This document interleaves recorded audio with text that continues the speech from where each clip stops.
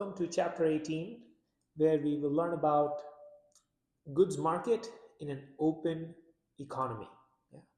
How does the open economy work? And remember, an open economy is an economy where people are free to buy either domestic goods that are produced locally, or they can buy foreign goods so that are produced in another country. So the output for a given country, depends on both the domestic demand and demand for its goods from foreigners or foreign countries. So output depends on both domestic and foreign demand. That's where we are going to now uh, expand our mental model, which initially so far what we had assumed with all of the models previously is that it's a closed economy, but now you can think about your output is your y is equal to c plus I plus g plus nx, right? Your output is now dependent on what others also want from your local goods. Yeah. So how does that impact? Yeah. When the country becomes open, what are all the changes that we have to think through? That's the goal. Remember, we covered this in chapter 17. Um, World economies, move together, and the growth rate we see here. If advanced economy takes a big dip, and we saw this during the recession in 2009, which was US led, it led to the entire world in a recession. Now, this is primarily because the world is open. Yeah, there's the economies are trading with each other. Whatever, if the US is not able to grow and its demand of goods of external foreign countries reduces, guess what happens to foreign countries and their growth? It will tank, because let's say maybe some of these countries are a big exporter to the United States. So a US recession in 2009 actually led to a world recession. And we can see this from some of these patterns of how the world economy moved and also the emerging and developing economies moved. Yeah.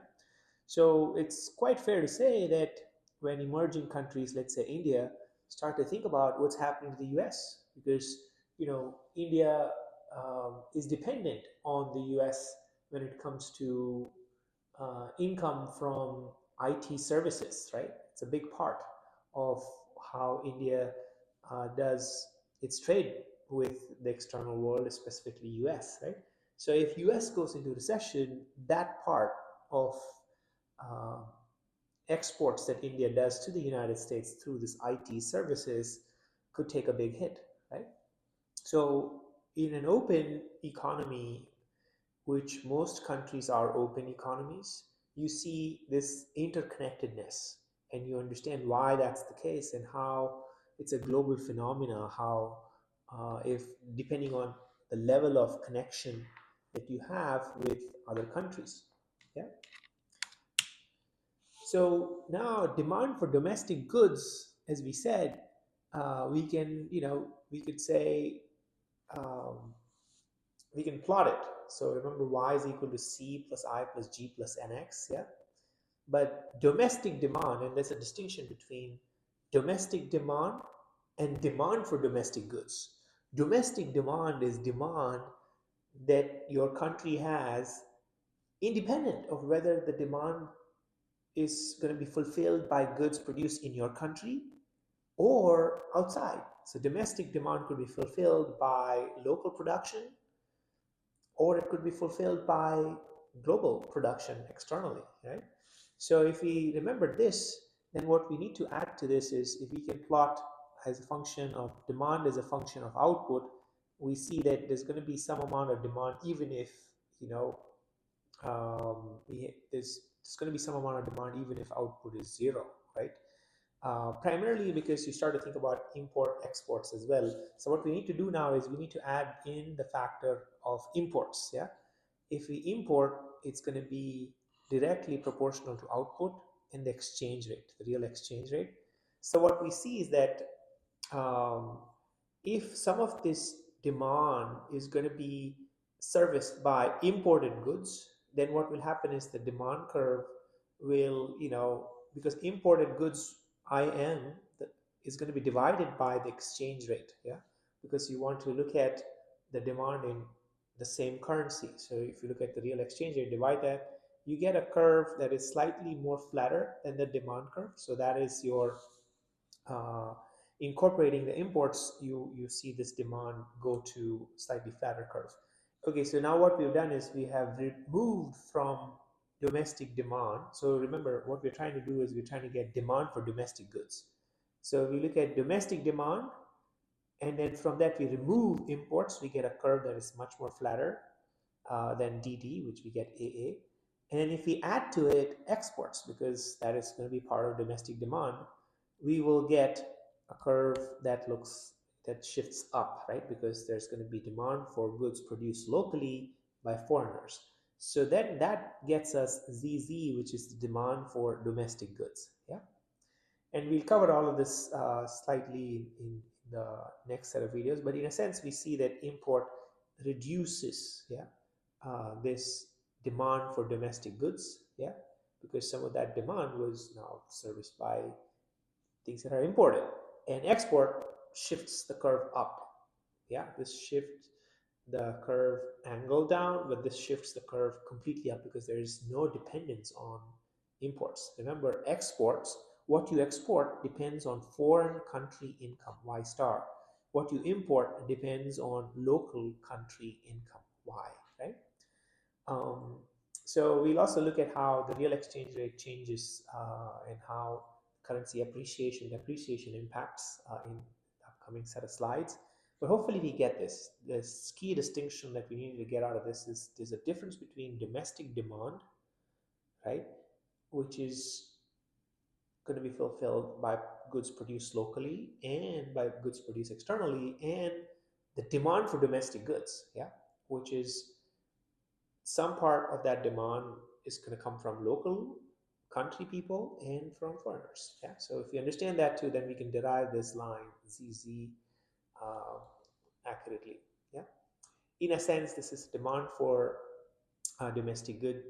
ZZ would be C plus I plus G minus import divided by the real exchange rate plus the export. Yeah. So we are able to get to this line ZZ, or through this equation, derive demand for domestic goods, yeah, in an open economy. And if we look at that chart that we just arrived at, if we are going to be, if the demand, the red line, the domestic demand is lower, yeah, than the demand for domestic goods, ZZ, then we have a surplus equals BC, which is this amount.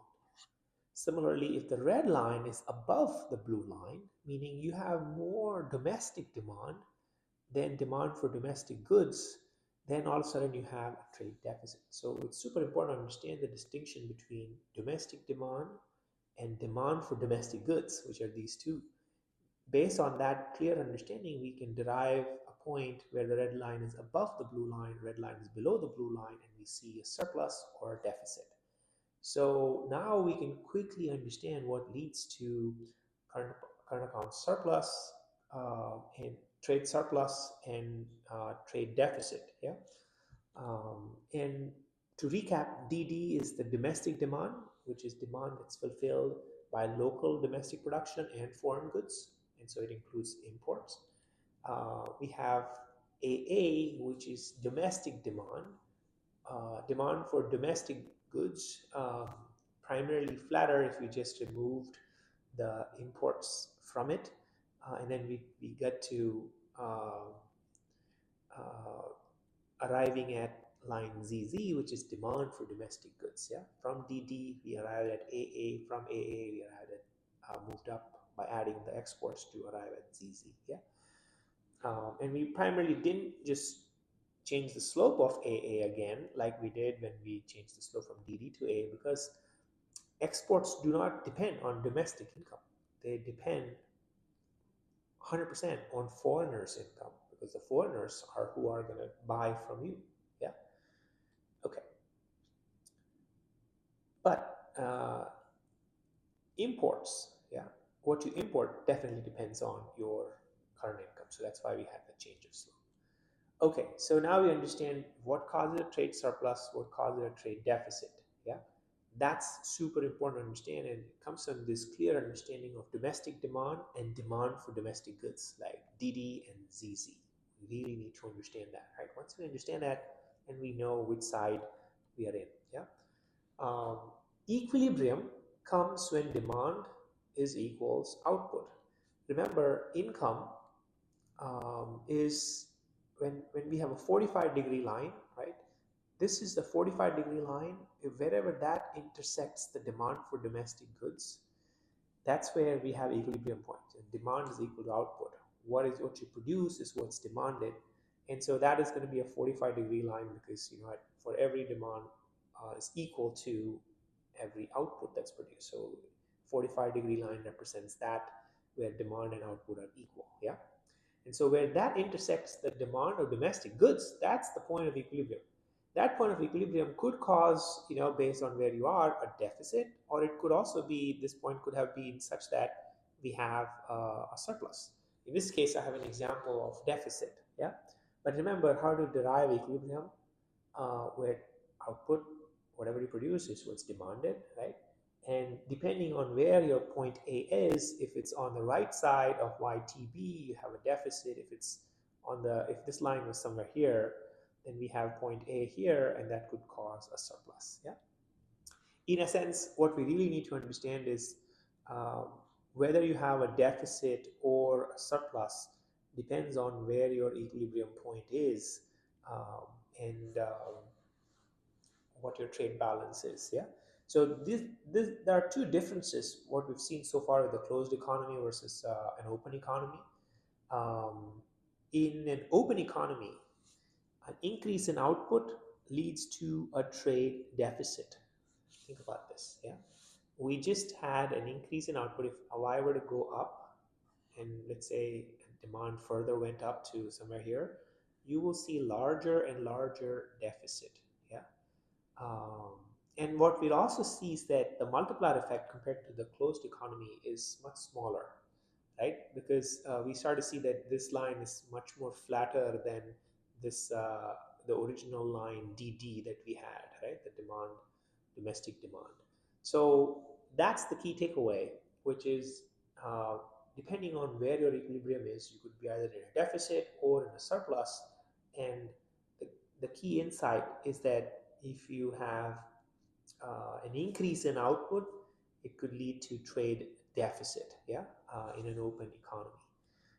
So now we understand this. Let's look at a few more examples. Let's say we are at this equilibrium point, intersection point A, and then government decides to do some fiscal expansion and goes on a spending spree or does tax cuts. We'll have an equation when aggregate demand for domestic goods would go up, right? And so what happens is output goes up, and so it goes from Y to Y dash, and so then what we see is that net exports or trade balance gets into deficit. Yeah.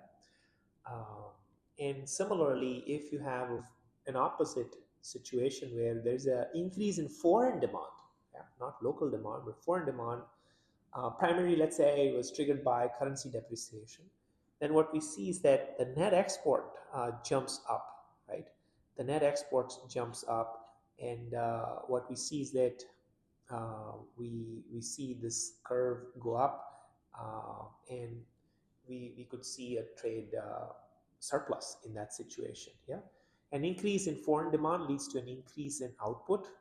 Yeah, an increase in foreign demand leads to an increase in output, and that leads to overall trade surplus, right?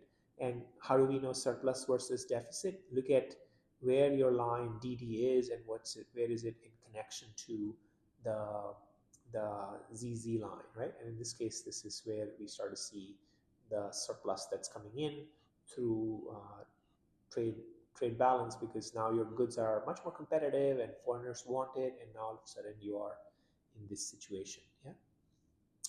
Okay. So that is helpful to understand some of these scenarios. You should look at various other scenarios and see how the curve shifts up what happens to net exports, and overall what happens to output. Yeah. So let's go a little bit deeper on currency depreciation and its impact on trade balance. Remember, that is dependent on three factors, but let's arrive at it. Real exchange rate um, is dependent on price level, local price level, and also the price level of the foreign country and the nominal value of the exchange, right? So what we see is that net export is exports minus imports, but imports need to be, if you subtract it from export, need to be adjusted to the local currency, so we divide it by the real exchange rate.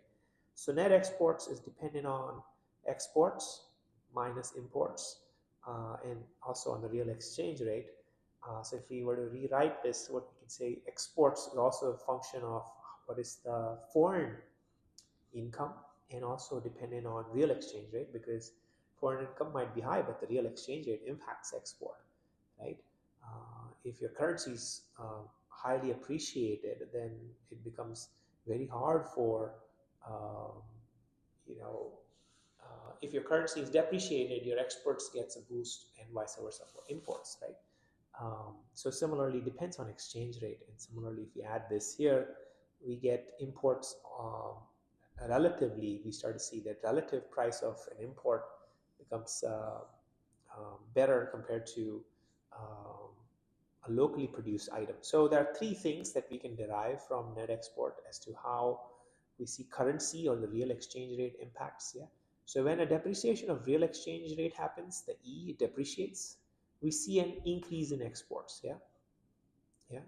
So depreciation of real exchange rate leads to an increase in exports. Yeah. Think about this. Yeah. If your currency has depreciated, foreigners will now have your same goods. They can buy it at a much cheaper value. Yeah. So depreciation of your currency um, increases exports, because foreigners can afford your products that are produced by you in a much cheaper fashion. Yeah, because your currency depreciates compared to them. Similarly, um, the second impact is if there is depreciation of real exchange rate. E is a reduction in imports. If your currency has depreciated, now it's going to be expensive for you to buy things from foreign countries, because you have to pay more on your local currency to the depreciated local currency that you have. But at the same time, depreciation of real exchange rate also makes relative price of foreign goods more expensive. Yeah. So foreign goods are also more expensive compared to local goods. So in a sense, your demand is increasing towards local goods. Yeah. Um, and in a sense, as I said, depreciation leads to shift in demand, both foreign and domestic, towards domestic. Yeah, domestic is favored, and so that's why we see also emerging economies that depend quite a bit on exports. If they depreciate, then they have a benefit, because they are benefiting their local domestic production. Yeah. And so what happens here is, so we looked at three factors, yeah, exports, imports, and relative value of foreign goods become much more expensive compared to local goods. So now let's look at what we've learned so far and apply if a country wants to reduce its trade deficit, yeah, without reducing output, then they have to do two things. Um, they have to use depreciation of the currency and also reduce spending. So yeah, so if they depreciate, they know that, net exports. We know from what we've just derived here, if the government wants to eliminate trade deficit without output, it must do depreciation of the currency, because it eliminates the trade deficit, as we just walked through in the previous scenario. And if it reduces the spending, then output also can stay the same and not have to go up. Yeah. So that's one way, and there are various combinations of how you could change given your current scenario. Let's say you are in a low output or high um, unemployment scenario, and if you have a depreciation of currency, depending on whether you had deficit or balance, you could have a reduction in government spending or increased government spending. And so all those things can work out in this scenario when you're having a trade deficit. Yeah. So all these four scenarios could work out um, based on which scenario you're looking at. Yeah. In a sense, if you need more than one thing, you need to do more than one thing. In this case, you wanted to remove the deficit and you didn't want to reduce output. You didn't want to reduce or increase output in this case. Then you have to do those two things, yeah? Fiscal and currency changes. Greece has had a very interesting account of reducing their current account deficit. If you look at, we started off 6% around 2000, went all the way to 16%, and then close to 1% in 2018, and it's actually downward. The way they did that, primarily, if you look at the GDP, they actually did it by reducing the overall GDP, right? Exports went up, imports followed the function of local GDP. So uh, it looks to be, if you look at this in isolation, it looks good. Percentage of GDP deficit is much, much better. But at what expense? It's the expense of reducing a lot of real output. Yeah, so that's an important factor to weigh in because that reduces quite a bit of activity. So that leads us to this current account deficit and really deeply understanding that. So we know y is equal to c plus I plus g plus nx. Yeah, output is equal to consumption, investment, government spending, plus net exports. So if we rearrange that equation, all I have done is I've taken the c on this side. So y is minus c. I've kept I plus G, and I've removed taxes from here, and NX is on this side. Yeah, all I've done is taken the C on this side, yeah, and I have added NI plus NT on both of these sides. So if you look at y is equal to C plus I plus G plus NX, you can rewrite that to this equation by taking C on the left-hand side, adding NI plus NT on both the sides. So you get this equation from the GDP equation, yeah. Having done this, we can rewrite this to look at this as disposable income. Yeah, this is your disposable income, right? What you produce minus what you consume is disposable income minus consumption. So that is your savings. Yeah. So this can be rewritten as savings. What you had as disposable income minus consumption, you get savings. Um, and from the savings, you can say I is here, G plus T is here, and this is your current account. It is sum of net exports, so exports minus imports, plus net income from abroad, right? And the net transfers to abroad, right? Net transfers, yeah. So transfers in and out, yeah. Net income that you get from abroad.